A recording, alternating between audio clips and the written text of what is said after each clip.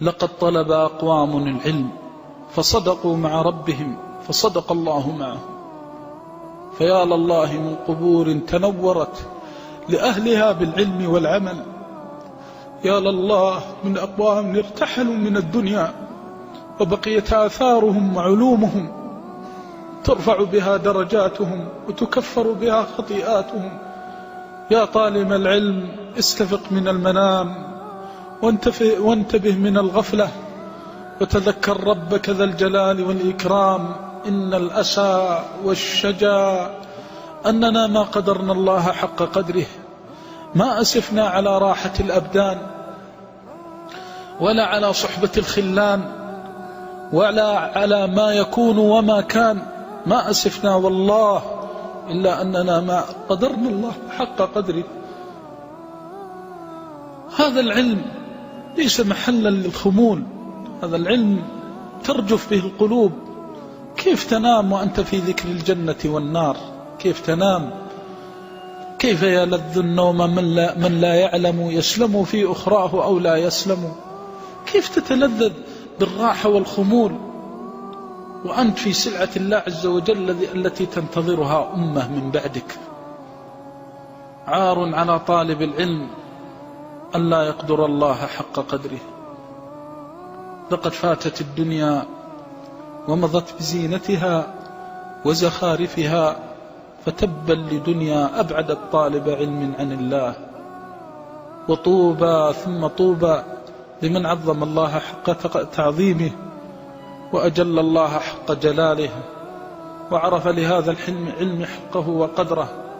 يا طالب العلم اتق الله واعلم أن الله مطلع على سريرتك، فإذا أردت أن تطلب العلم فاملأ قلبك تعظيما لله وخشية لله، تكن من السعداء الفائزين الأولياء الأصفياء الأتقياء. إن العلم ليس للهو ولا للخمول، إنا سنلقي عليك قولا ثقيلا. واعلم أنه لا يأتيك الكسل والخمول إلا بسبب الذنب، ولا يأتيك الانصراف عن العلم إلا بسبب الغفلة، ودواء ذلك ما أرشدك إليه ربك. أكثر من الاستغفار والتوبة إلى الله عز وجل، وقل اللهم إني أعوذ بك أن تحرمني خير ما عندك بشر ما عندي. سل الله أن يغفر ذنبا يحول بينك وبين العلم، فليس هناك حرمان أعظم من حرمان العلم والعمل. اللهم بعزتك وجلالك وعظمتك وكمالك نسألك علما يقربنا إليك. اللهم ارحم ضعفنا واجبر كسرنا وأمنا من الفتن ما ظهر منها وما بطن. اللهم اشرح بالعلم صدورنا ونور به قلوبنا وسدد به ألسنتنا واعصم به جوارحنا وخذ به بنواصينا لكل عمل يرضيك عنا.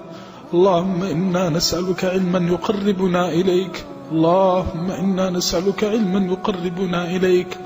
اللهم اصرف عنا في العلم كل ما يحول بيننا وبينك.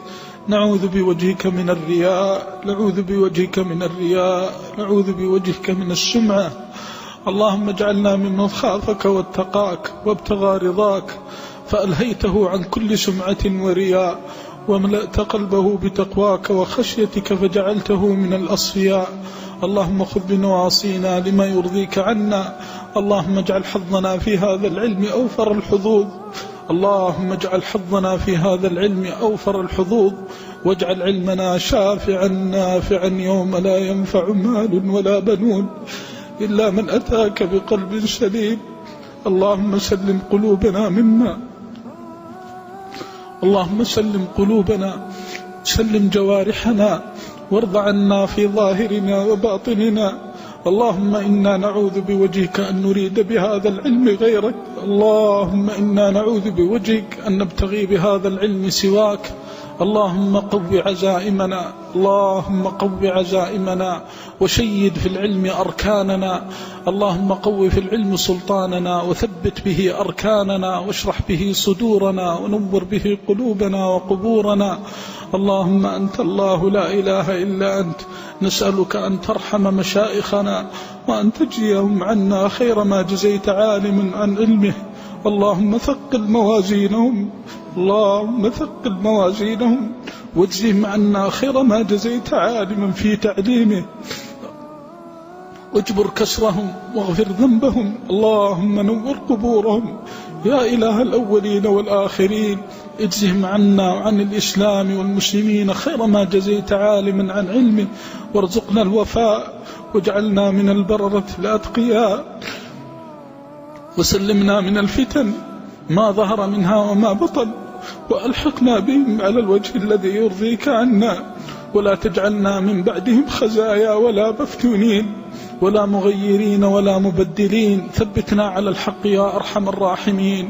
اللهم اغفر للمؤمنين والمؤمنات والمسلمين والمسلمات الأحياء منهم والأموات. اللهم فرج هم المهمومين ونفس الكرب عن المكروبين، واشف مرضانا ومرضى المسلمين، وارحم موتانا وموتاهم أجمعين. اللهم اكتب لأهل هذا الدين عزا ونصرا، واكتب لمن آذاه وعاداه وآذى أهله ذلة ومهانة ودمارا وقهرا. اللهم شتت الكفر وأهله، اللهم دمر الكفر وأهله، اللهم اقسم ظهورهم، اللهم زلزل أركانهم وصدع بنيانهم، اللهم دنس شعارهم. لا إله إلا أنت، احصهم عددا واقتلهم بددا ولا تغادر منهم أحدا. وارحم المسلمين في مشارق الأرض ومغاربها، اجمع كلمتهم على الحق يا رب العالمين. اللهم انصر دينك وكتابك وسنة نبيك وعبادك الصالحين، واجعلنا منهم برحمتك يا أرحم الراحمين. اللهم وفق ولاة أمورنا لما تحب وترضى، وخذ بنواصيهم لكل بر وتقوى. اللهم وفق ولي أمرنا لما تحبه وترضاه. اللهم ارزقه البطانة الصالحة التي تأمره بكل خير. اللهم